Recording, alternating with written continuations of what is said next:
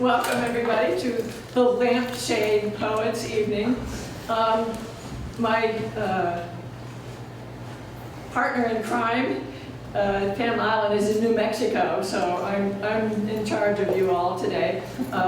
There are cookies and there's cider back there, and I'm also an organizer of Hometown Randolph, and we have some books left over, so if you'd like to buy a wonderful poetry book, they're $15, and that would be lovely. How many people know what Hometown is? Well, most of you do. Okay. Okay. Yeah. Montpelier started this like 15 years ago, and they let us copycat. So what we do is we ask poets from all over the state of Vermont to send us poems, and they're blind read, and then we choose as many poems as we have windows downtown to put them up. And that's, more than 100 poems. It's really cool. And then we have several events. Poem City has a million events, but we're a small outfit, so we had 5 different readings, and 2 open mics, and a reading of 2 well-known poets, and the grand finale is at a sugar house where we have farmer poets reading their work and have creamies afterwards. That's all awesome. All right, so I think what we'll do is, if you brought 2 poems, read your 2 and then sit down, and then if you have, and we're all done and we still have time, then you're going to read more. So let's begin with Bob Powell.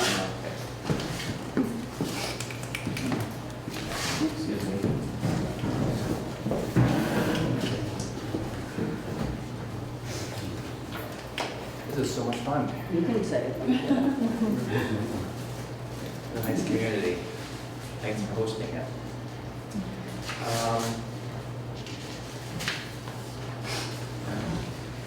So I think I'll read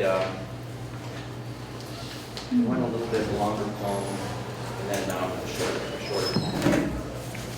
So this is called Hull, Massachusetts. I don't know if this is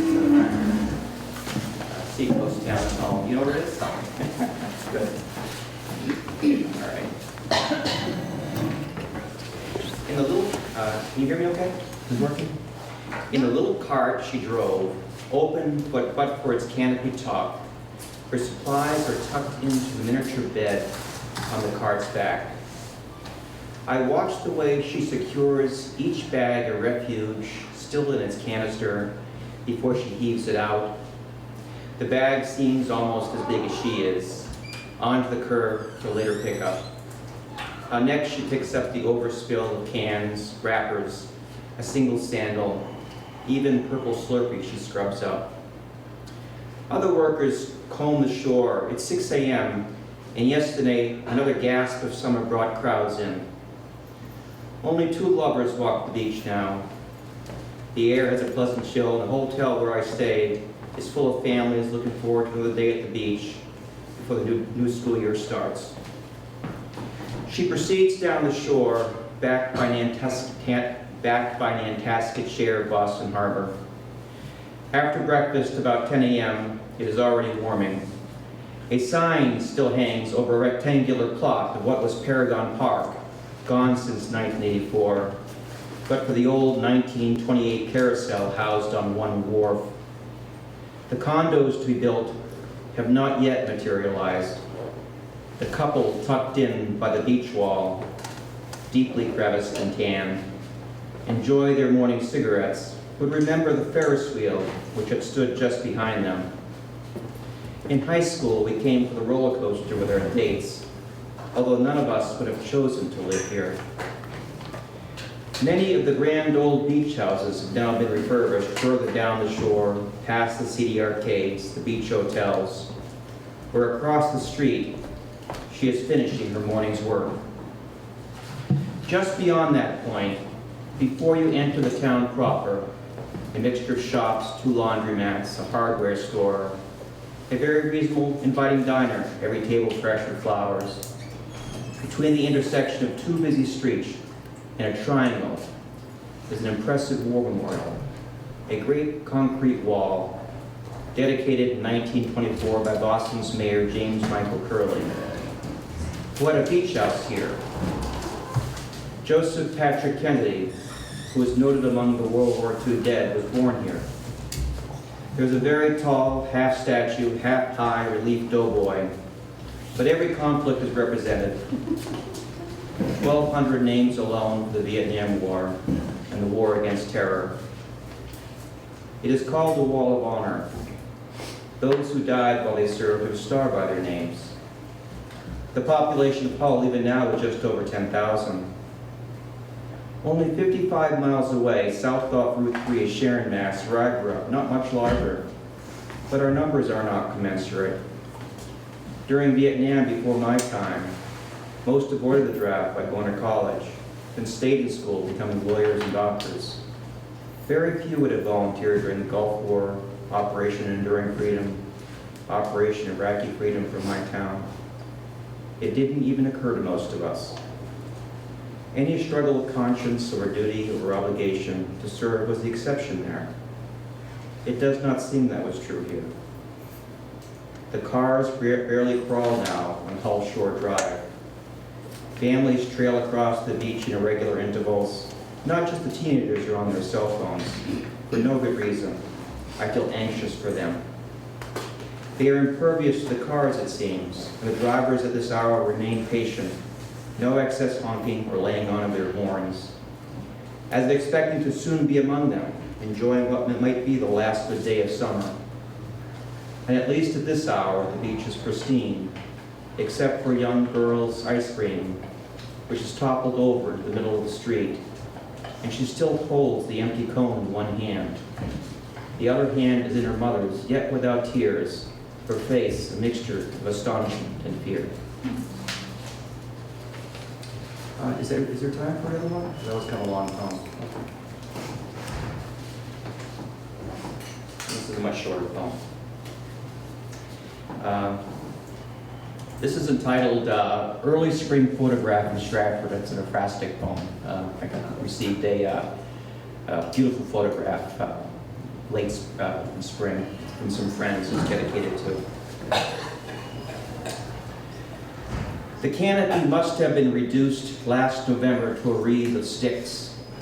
The day pictured as snow-streaked, light harrowed, and only by contrast the birds appear like revelers at Fat Tuesday, mostly purple finches, a titmouse, a rumored camera-shy blue jay.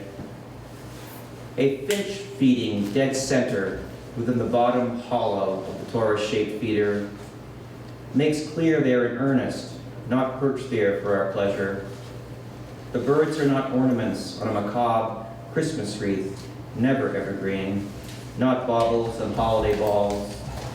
And though it is late March, not far from Easter, the thin twigs that crisscross may be sharp, but have no thorns or ecclesiastical significance.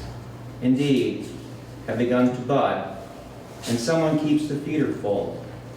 And spare, yes, they are spare, if bright-feathered, for it's been a long winter, just trying to make it through the better weather. And whatever the calendar says, even in Vermont, the odds appear good.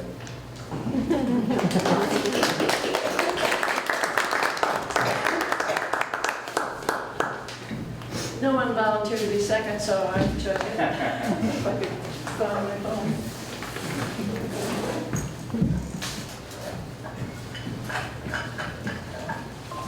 It's all right. I'll have a good time.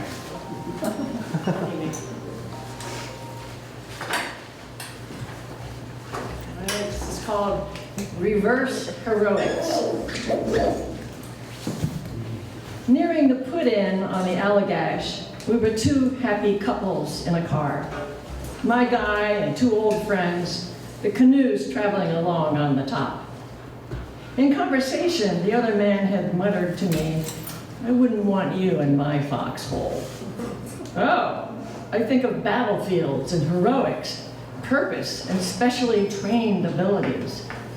Off we went, John and wife venturing before us, facing glorious, wild, gushing whitewater, with trusty dog Mo and the Wanagon full of lunch, beer, and my fresh chocolate chip cookies.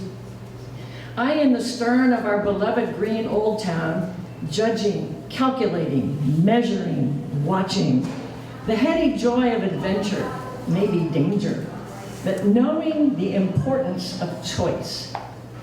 Over into the brink crashed our brave soldier, grabbing over rocks, the overturned canoe gone. He then, soaking on the shore, incoherent, hypothermic. I, safely downstream, preferring my own foxhole.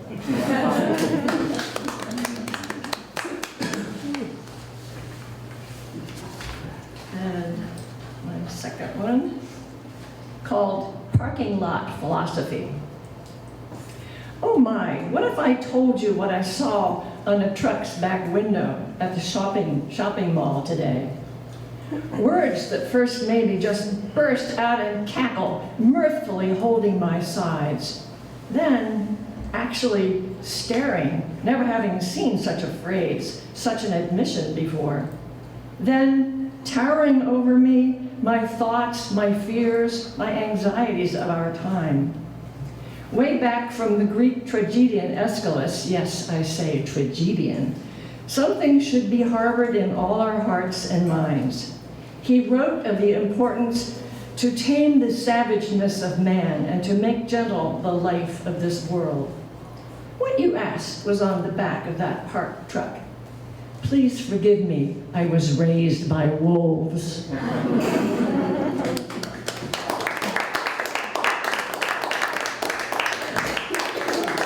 And next up we have Tatum.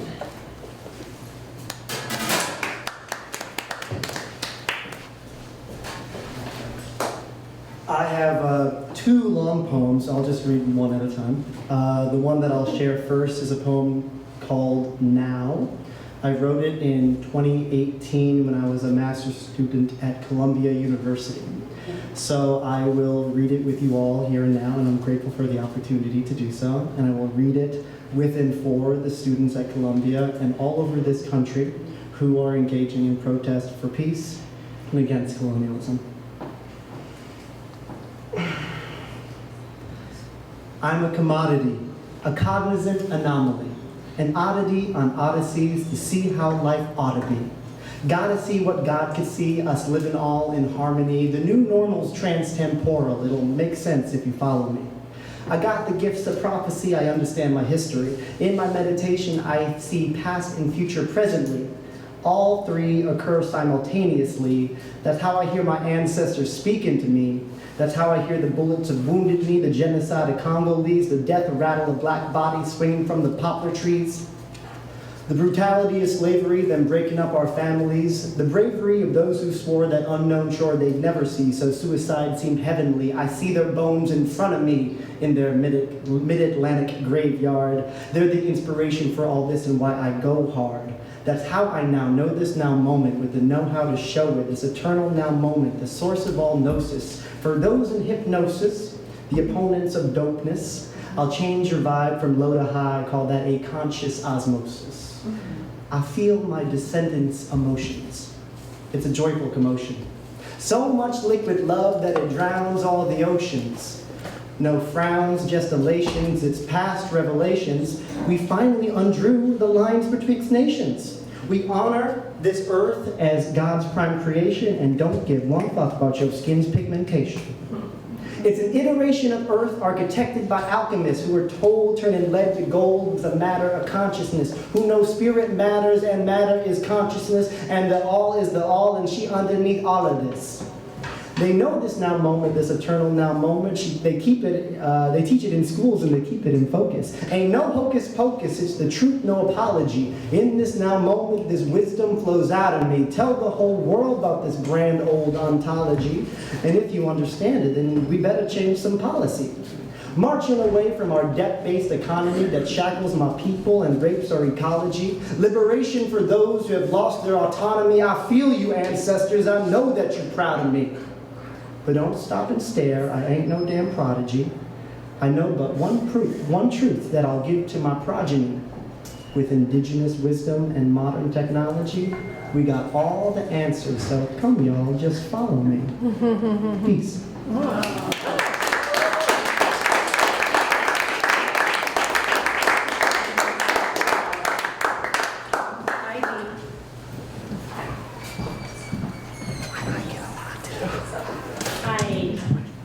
Am I the, can everybody hear me? Good?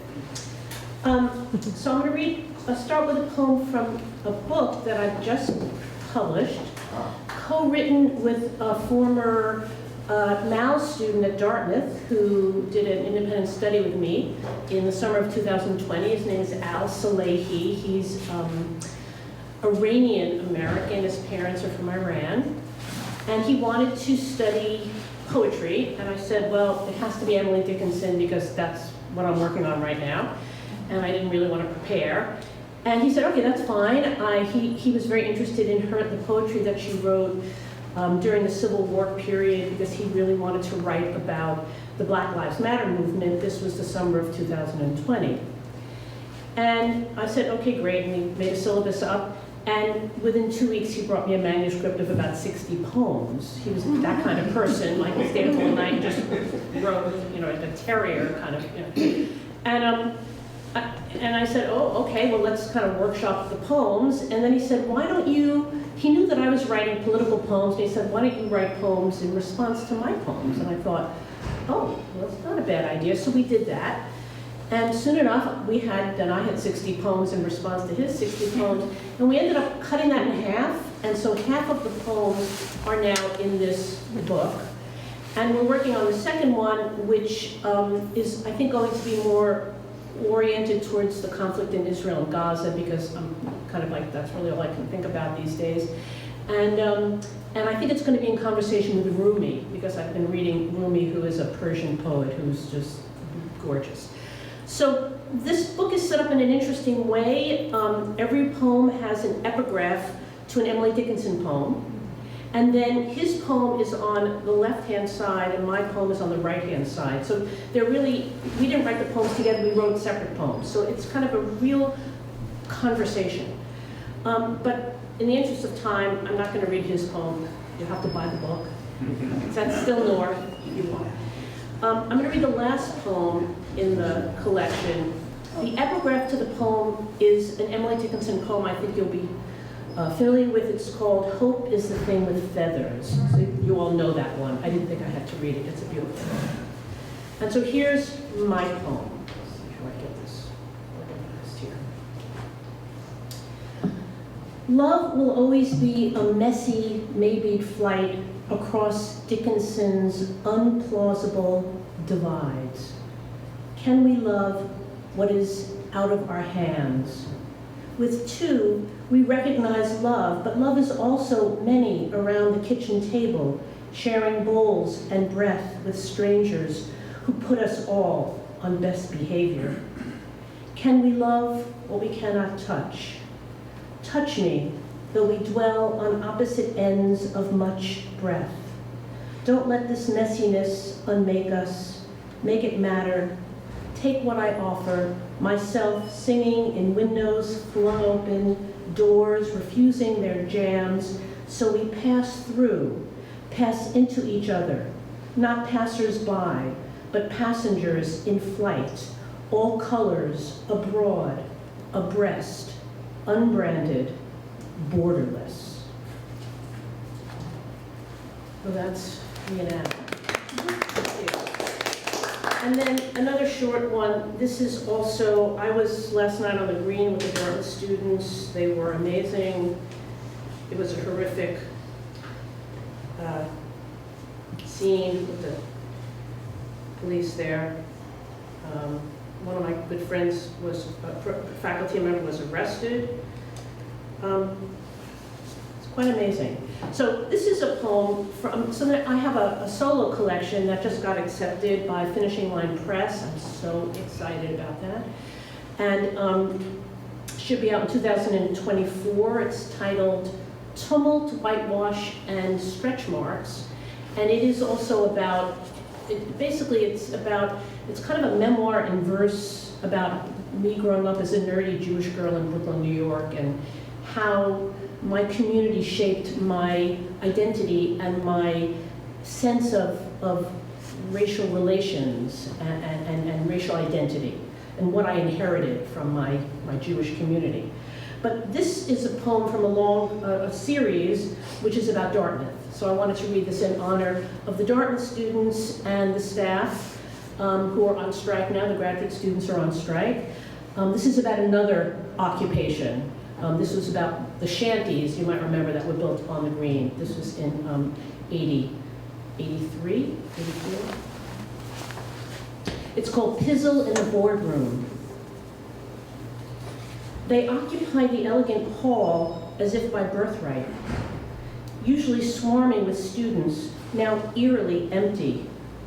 Hearing the verdict, a dozen die-hard divestment protesters armed with sleeping bags and Franz Fanon marched up to the bell tower in the library's summit, modeled on Philadelphia's Independence Hall.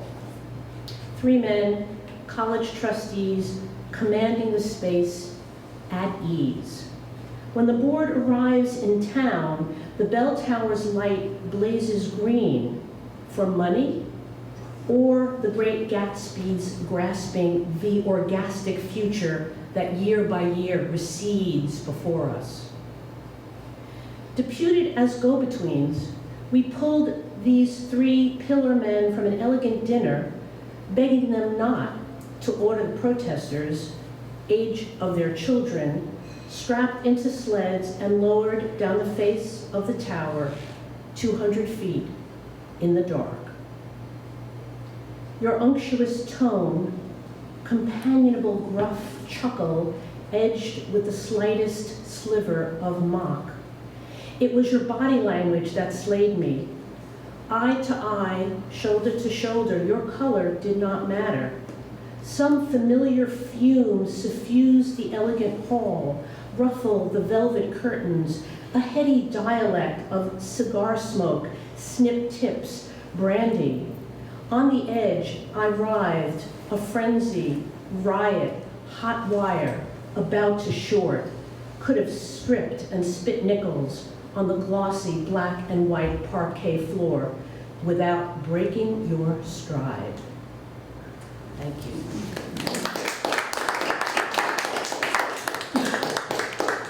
Don? Yes.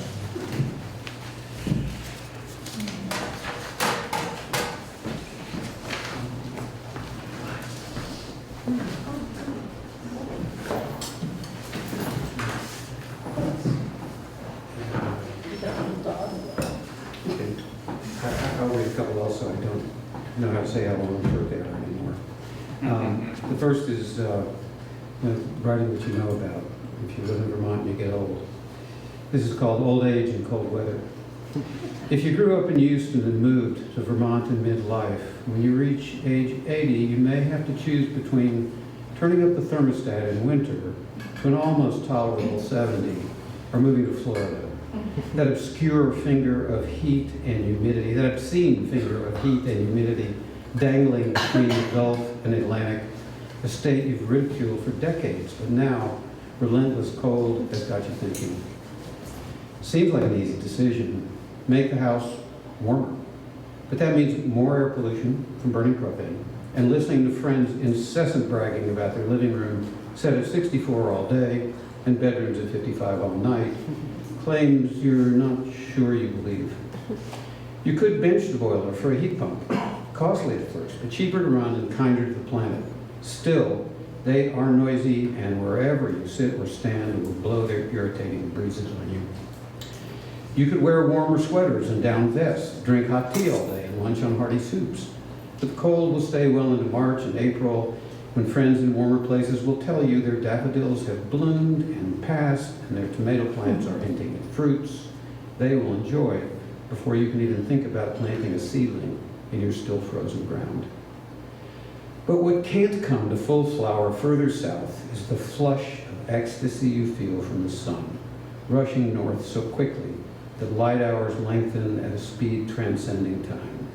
Whisk away the knife edge of winter cold as if a magician had disappeared it with a wave of his wand. Spring invites you to step into the hum of life, start over again, and at its prompting, the words, "Yes, I will," take shape. And now winter's okay, I like it, but spring is really good to come. And this is a short one called Listening to Mozart. I tried to listen to one of his sonatas as if I were an NPR music maven, identify its elements like a sommelier experiencing an aged Bordeaux. I picture myself talking about it with Mitsuko, the pianist, as if I could think about it as she does, but I can't. I have no path to show me where Mozart found those notes or how she coaxes them to the keys of her piano. It's my body that does the listening, offers my mind the occasional hint about what it's hearing, and my mind obediently plays its role. Obediently puts aside its burden, that pretense it knows everything worth knowing.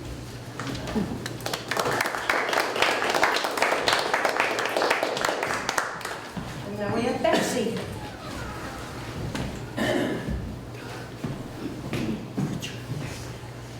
Yeah, I wish people would say their names. So I'm Betsy Vickers. Not that you need to know that, but at any rate.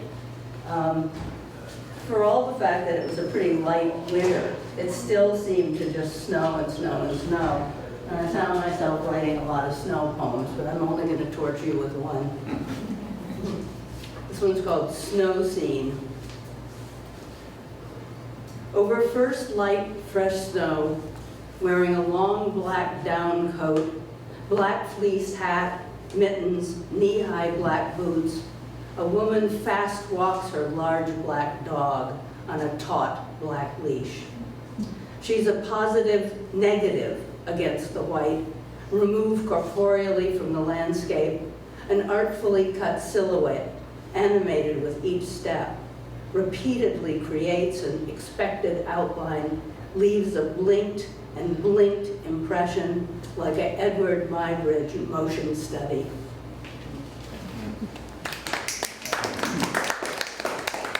And I've got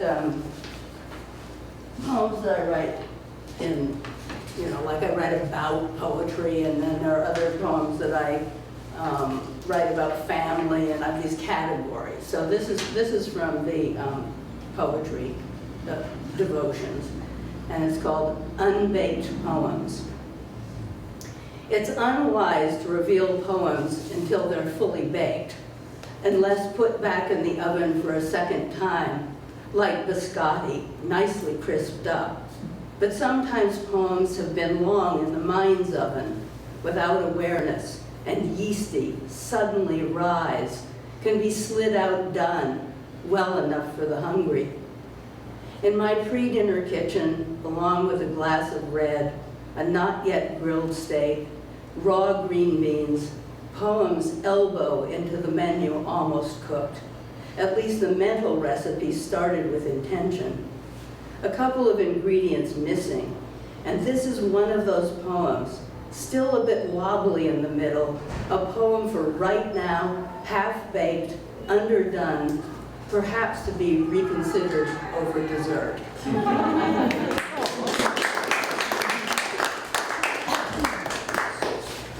And next we have Lisa.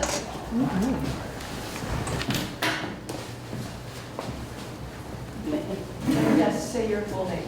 Sure. I'll leave that where it is. Hi, everybody. My name is Lisa Sjostrom, and this is such a delight. I haven't been here before, and I'm loving everybody's devotion to poetry and words and meaning. I've written 3 poems in my life, and I'm going to read you 2 of them. First one's called Boys and Girls. At recess, the boys wrestle on hard, packed dirt, and there aren't any rules. They tell us later, us girls, they're grabbing for their nuts. That's the word they use to inflict as much pain possible. I have no idea how nuts in a finger vise feel, but imagine it's awful, even short of shattering like walnuts or almonds splitting along the seams, because the next day, fat Kevin cries in front of the whole school, and I feel guilty for creeping up to watch. We girls are a pack of hyenas, hungry to see a lion left whimpering in a heap. I learned then the world of boys was different from ours, and also the same. Girls go for the kill too, mostly by casting out and sometimes closing in, the shove into the center where we spit at helpless prey. I try to slink away to play kickball in the far field, but get snared into the outer ring to slay Lillian, the new girl in the pit, who came all the way from London in the spring of 5th grade, smarter and sweeter than any of us, in her round glasses and dresses pretty as daffodils, unmarred by mud, before the bruising rain. The first girl I know who speaks in a soft accent and writes poetry for real. And my second of 3 poems is very short. It's in 3 sections. It's called Above Tree Line. 1. 6 hours in, I crest the granite ridgeline. Nothing left between me and the high hut clutching the curve of the earth, but this wreck of boulders in sprawled disarray, giant blocks broken by giants at play. 2. High up is gray, nothing but edges, a vast quiet of altitude. 3. I am minuscule up here, so very small, I disappear.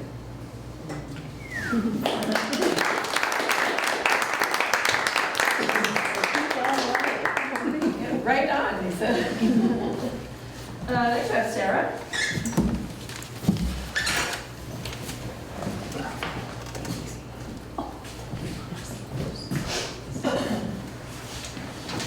Hi, my name is Sarah Dickinson Snyder. I use my Dickinson there with joy.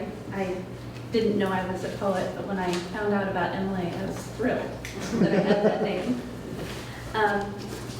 I've been writing poetry for probably since I came out of the womb. But about 2 years ago, I had this thing happen of Eve kind of entering my life.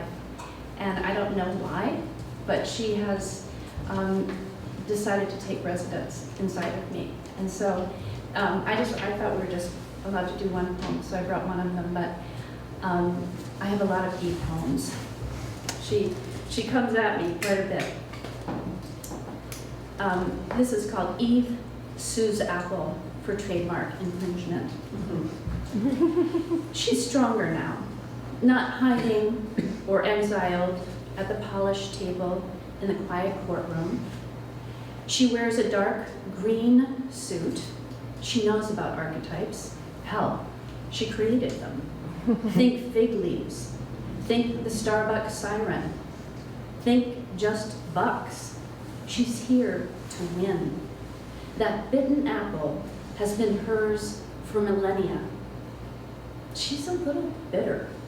Her name only written 4 times in that oh so holy book, and yet look at her acreage in the land of blame. She was here with her apple long before you, Mr. Jobs, before the dinosaurs and the forming of your new world, before the unlatched gate and exile with apple seeds hidden in her palm. She owns the apple. That's her bite. Should we talk about prior use? Have you seen the Rubens painting? Let's not confuse your insatiable desire with hers. Feel free to take the snake.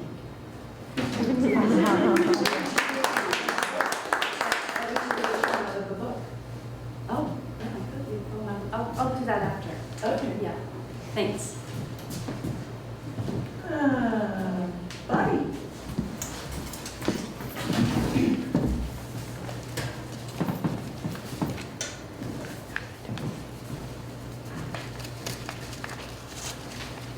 My name is Bobby Rosenquist. I have a strong feeling with Lisa because this is very new for me. I want to thank Hometown Randolph, because if I hadn't gotten something in there, I never would have come here. And I want to thank the Lampshade Poets for making new opportunities for us to take a deep breath and attempt. I have been writing poetry for a very little amount of time. I didn't call myself a poet. I had a lot of things going on in my head. It would swirl and I would walk every day. And something about the walking and something about these recurring ideas, which I'm sure you've all had, I've decided to cram them into haiku, which gave me a way to sort of hold them out so they were less stressful. I also found I looked at things more carefully.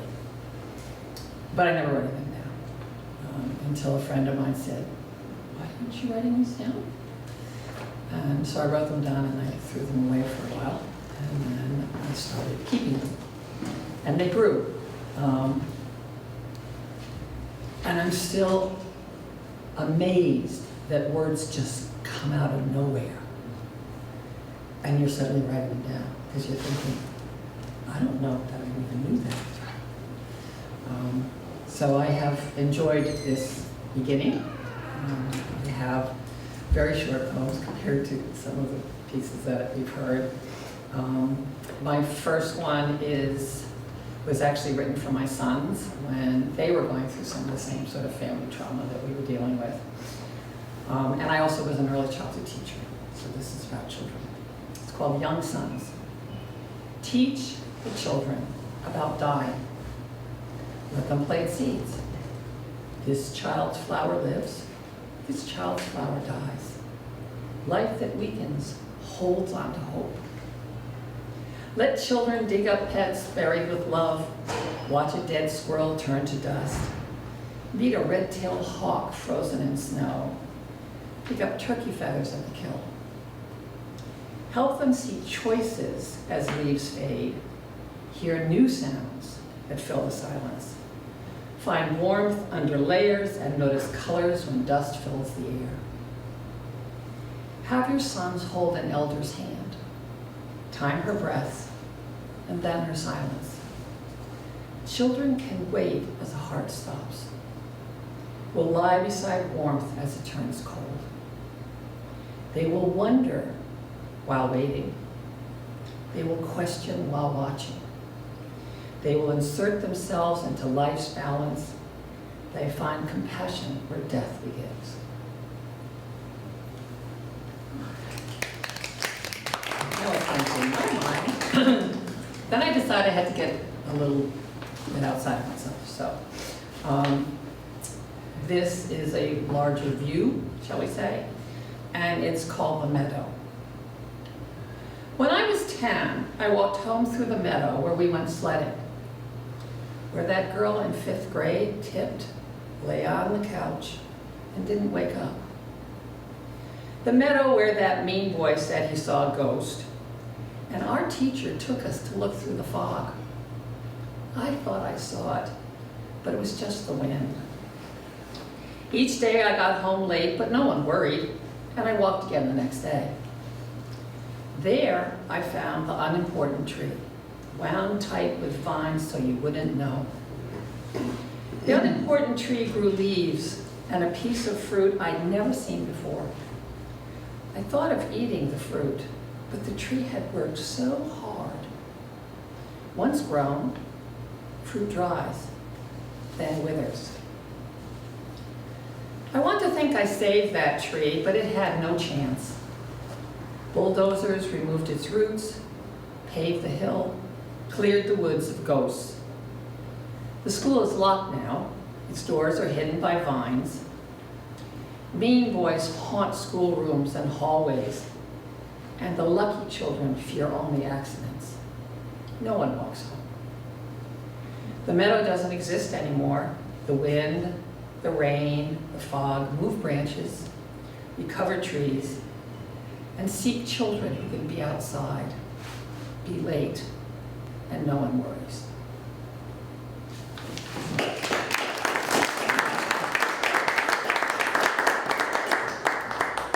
And next we have Hal. Where are you? There you are.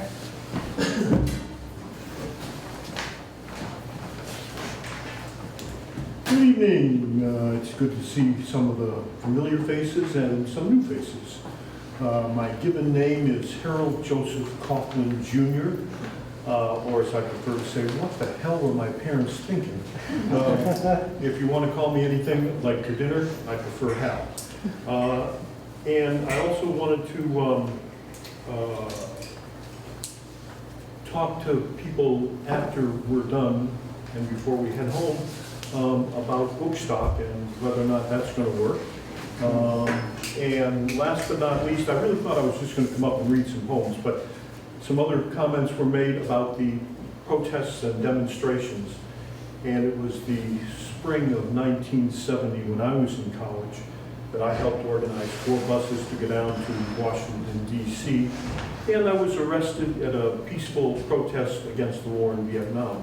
So this current round of anger and aggravation that students seem to be going through has inspired me to start to pursue the freedom of information as to what the federal government has taken note of me. I'm curious. I will even report it the next time I come to this get-together. I don't know, but I suspect there's some paperwork somewhere in Washington. The first poem. Hal, please speak into the mic. Certainly.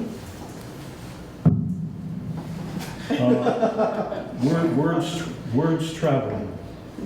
After the plane lands, and with just enough time to change to another plane, I am channeled through another bright, broad passageway lined with restaurants of all types. I step out of the flow of walkers, checking to make sure I am headed to the correct departure gate. Ahead to my left, I see at the entrance to a sit-down restaurant a carved 3/4 size, formally dressed, wooden maitre d' with a clean cloth apron tied around its fat waist. A 3-year-old is pulling on the apron, talking to the ever-smiling, mustachioed statuette.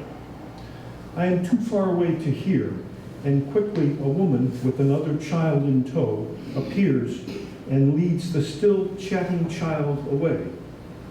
As I board the next flight, I'm sorting through the memories. Who, among so many, would be the longest record for me, talking to someone with the same chance of response?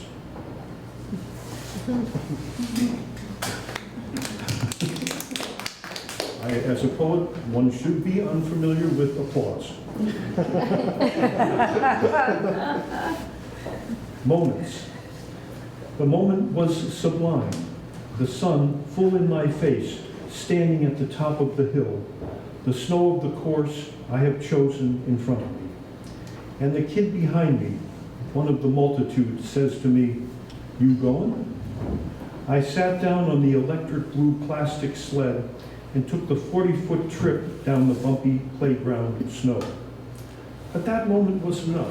The idea leapt from my head, fully formed, like Athena, and I got back in line, into the line of kids waiting for their turn on the hill. It seemed the 3rd graders I was in charge of for the day, as their substitute teacher, liked having an adult sliding down the hill with them. My idea would set the hill on fire. Each moment of waiting in line was enough to get me even more excited. When I got to the head of the line, I would call out to everyone, "Watch," and then for the rabble to quiet for just a moment, I would show how to get down the mountain, hill, in style. Finally, at the head of the line, I sat down and rode to the bottom. Choosing the right moment to introduce standing on a sled and riding it like a surfboard to a group of wild 3rd graders is difficult. Contusions, splints, concussions, red on white, tears frozen on cheeks were all things I thought about while watching my 3rd graders. To add another risky, foolish thing to this group is, most of all, unnecessary. And I think we'll probably have a kind of a second round. If we do, great. If we don't, that's okay too. So So I'll only read a third poem and then sit down and we'll see what happens. Breath. Now I lay me down to sleep in this quiet bedroom by myself. Time slows and I ease into that place between awake and sleep. The word I was looking for appears, and I fashion the debris of the day into something more to my liking. As I fade, there is a soft breath on my ear, delicate, and I don't know why. Is it a communication, a ghost, a god? Unsure, but it'll wait till morning. Then it happens again. I reach for the lamp and scan the room. Nothing. More awake, I look again. Nothing. Glad I don't live in the age of candles. My hand moves to switch the lamp off, and my eyes see a small motion by the window curtain. The bat shows itself and flies around the room. It takes a while, but I am able to shoo it out the window I have opened. After getting back into bed and very slowly starting to fall back to sleep, I wonder what messages I would have received. In the dark, in this room, a room having only one breath. Thank you all.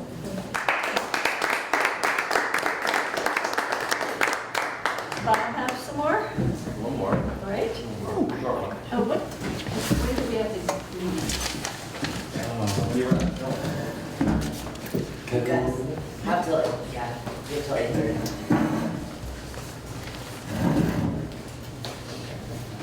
Bob Powell. It's called flossing.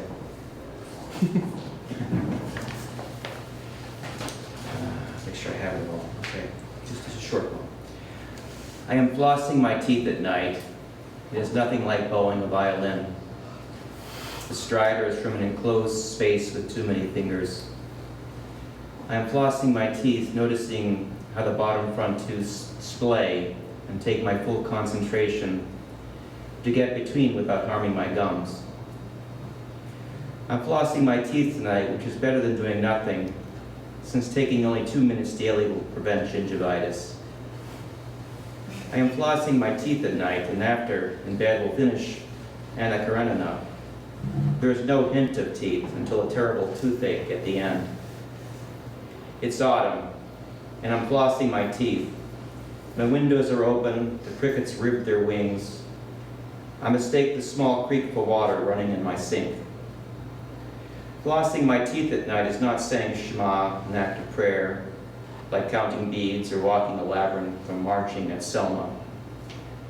I'm flossing my teeth at night and have missed only twice in 6 months, and I'm sure about this as my wife's name or the birthday of my son.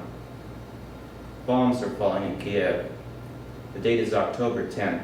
Many are dead, but mothers there still insist their children floss before bed to make some assurance, which is not why I'm flossing my teeth or get up every morning at 6 and pour 16 ounces of water with 13 grams of Assam just off full boil into a well-insulated black porcelain cup.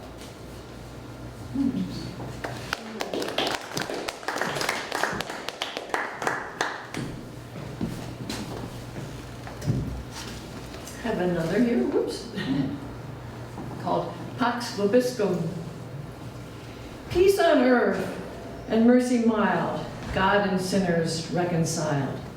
The kids lie sprawled on the rug, each with a magnificent Lego town. Then they quarrel, yell, and the towns are destroyed. Lego pieces strewn all over the room. CNN shows what quarrels do. Jews, Muslims, Shiites, Sunnis, their views of the Creator above throw Lego pieces to the wind. The Creator creates the destroyers. Each sort wants a section of the rug. My town is better than your town, and I'm going to steal all your pieces. Joyful, all ye nations, rise.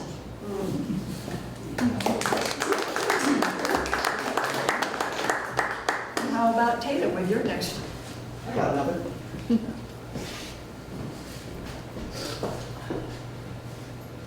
I'm Tatum Lawrence. I like you guys. You guys are fun. Real clever. This is called Race in Time. It was written in 2021, I think. I was the director of religious education at a Unitarian Church, Unitarian Universalist in Plymouth, New Hampshire. The minister would tell me the sermon topic and say, you know, bring a story for the kids and for everyone. But if I couldn't find a story, I had to make one up. In the beginning, when humans first arrived, all things were one. The earth was all there was, much in the same way that an infant only knows their mother. But time passed, our brains grew, and soon learned to perceive the boundary between ourselves and the environment, us and it. And as we began to grow as individuals, so did our fear. The more we lived, the more we feared the black grave dirt that would inevitably envelop us. We feared the coming of the black night and the dangers it brought. For in the darkness, we couldn't see where we were going. We fell, skinned our knees, and watched with horror as black scabs formed on our bodies. Surely this couldn't be good. That's not me. Could it be? Time went on and our brains continued to grow. We learned to survive the night, to heal our bodies. We observed how plants love to grow in the blackest of earth. We could use this, we thought. We tilled, we broke the earth, we put it to work. We grew stronger from the spoils and our brains continued to grow.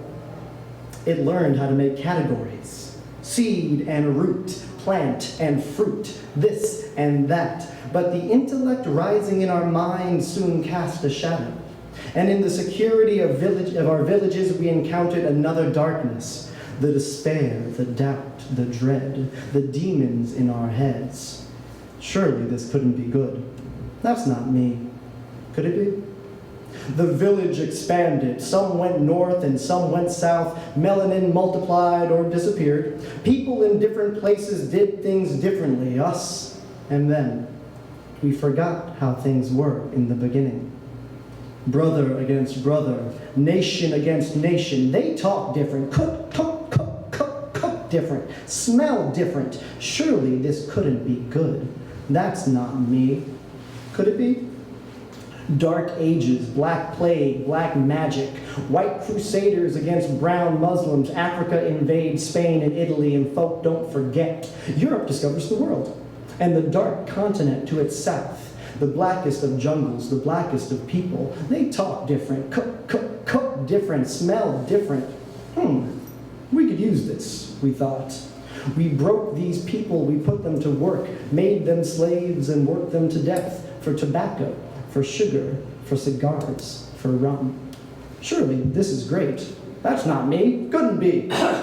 Their skin mirrored the darkness we had locked away in our minds, the despair, the doubt, the dread. We shot these black people with arrows of projections, devils, animals, inhuman. It made it all too easy to build the world on the backs of black bodies. So we built the world on the back of black bodies. We forgot how things were in the beginning. Our brains made categories out of people, made up the idea of race, white race, black race, made up that one was better than the other, made up that it was okay to enact horrific violence on one, not remembering that we were doing it to ourselves. Completely imaginary, fueled by archaic fear, psychological angst, and simple greed. It became interwoven into government, economy, culture, everything. So at this point, we can't just unimagine it. And so, time went on, our brains continued to grow, and the people began to remember that in the beginning, when humans first arrived, all things were one. That the earth was their mother, that death was part of living, that all people were their family, no matter their language or cuisine, that the demons in their heads were just parts of us asking to be transformed by love. They embraced the earth and found where it was broken by years of abuse, over-tilled and reduced to dust. They poured love and support and resources and time and understanding and restitution until it was again beautiful, fertile, black soil. And out of that black soil, a new future took root. Thank you.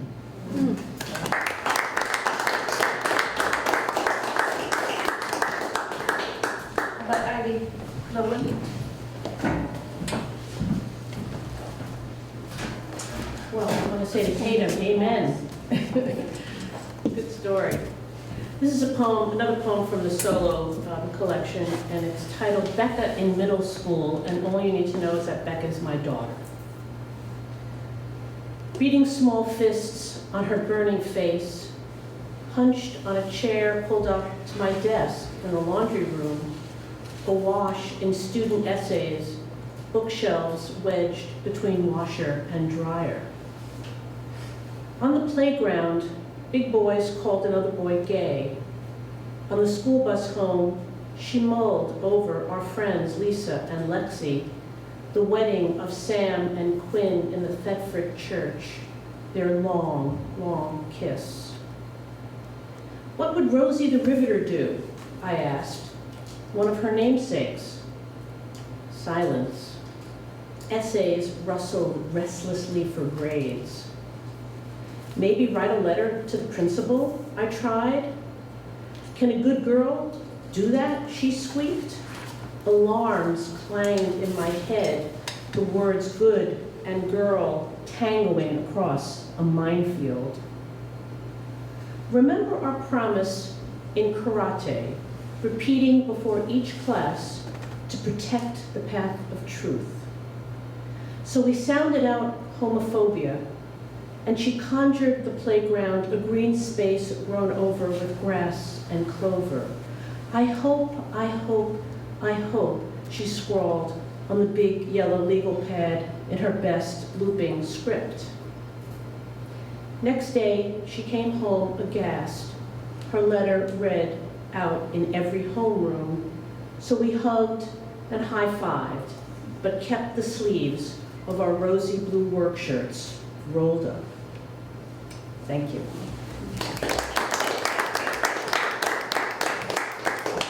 Don, got enough?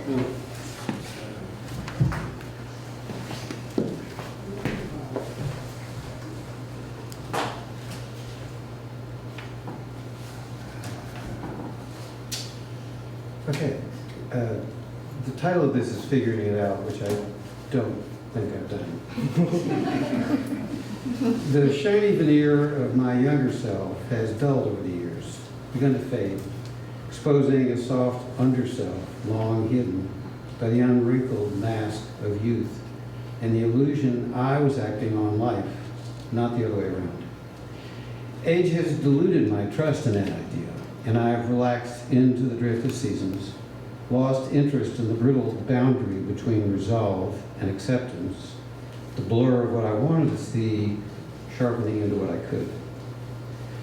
People's names now are too often like floaters in my eyes I almost see, but can't. Lost reading glasses turn up in my shirt pocket. An iPhone attacks my old ears with urgent alerts that sound the same as the refrigerator's bleeps when I manage not to close the freezer door. The world is dancing to music I barely hear. Its agonies muted as I slip into feelings like the quiet slur just before sleep.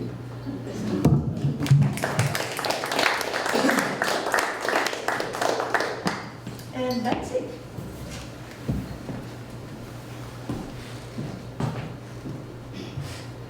I guess this is another about poetry, a theme for tonight. It's called Feet to the Fire, Advice to Self. In their half-dressed, mediocre state, your poems wander off to wherever they may fetch up, and in déshabillé, flirt on open mic nights or in your small writing group, in fellowship with other wandering poems. You feel free to critique and judge. Does a sincerely struggling poet deserve leeway as opposed to posers and slam mic grabbers, self-styled aesthetes casually confident in first draft notions, leaving the real hard work undone? Time for your own holding feet to fire, to craft, discipline, shape, sound, rhythm, proper line breaks, not settling for half-conceived shabby sputters and a few bangs, not relying on the good enough you've offered forever. Shame dogs you. Where is that? And Lisa? Had to go. She's not here. Yeah, she had to go. Then Sarah. I found one, look good. Let's see.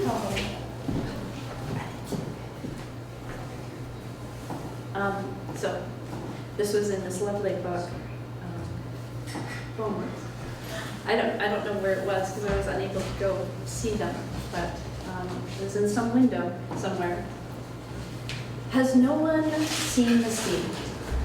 Perhaps Eve could ride something large and winged, like what she dreams of, to find the God she seeks to. Maybe that is where he lives, in privacy, his stern face part of a glistening galaxy. She could bring a small shovel to dig deep into sand until maybe a new world below this world, ribbed in forgiveness. Or she might dive into a smooth ocean and swim to another place peopled with no knowing, where fruit is touched and eaten. She can almost hear the rippled laughter of a mother seeing her emerge from water.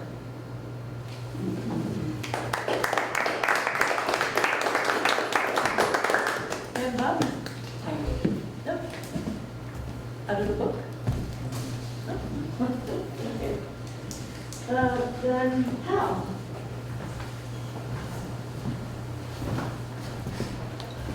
Seems like only a minute ago I was up here, but anyways, I'll try a couple more. And one other thing, someone had mentioned open mics, and since the first of the year, I've done an open mic in Windsor, an open mic in Randolph, an open mic in a place I may not ever be able to find again. I think it's West Newbury. It was a Grange Hall. This was very nice. And what was the fourth? Bradford. Another spectacularly beautiful old library. But anyways, first, let's see. Twice Told. Been having a friend for a while, a long while. A long while, you start to hear the same stories again and again. I have taken a new approach. I have in the past sometimes completed the story before they have had a chance to finish, and other times just provided the punchline. But now I find myself letting go and finding the differences between one telling and the next. Try to better understand my friend by understanding the new way the story is told, listening for changes, new information, further embellishments, perhaps some new perspective, new truths, and new lies. And last but not least, telephone wires and poles. Driving a late afternoon, some sunlight is reflected on black telephone wires, 7, 9, or some number, glistening, glowing gold, the lines measuring the distances between us. Some other place, a sidewalk, a telephone pole in the way, to be walked around, me on the phone talking, at the last moment twisting around the abused wood, having noticed a thicket of broken staples, rusted, reaching out to snag anyone brushing lightly against it. Once holding the notices, messages from seekers to the uncaring unknown. I knew a guy during Poetry Month, this month, would call random phone numbers and recite poems. Sometimes even making it to the second stanza. Sometimes almost calling your number. I'm sure you know I'm trying. Thank you for your kind attention.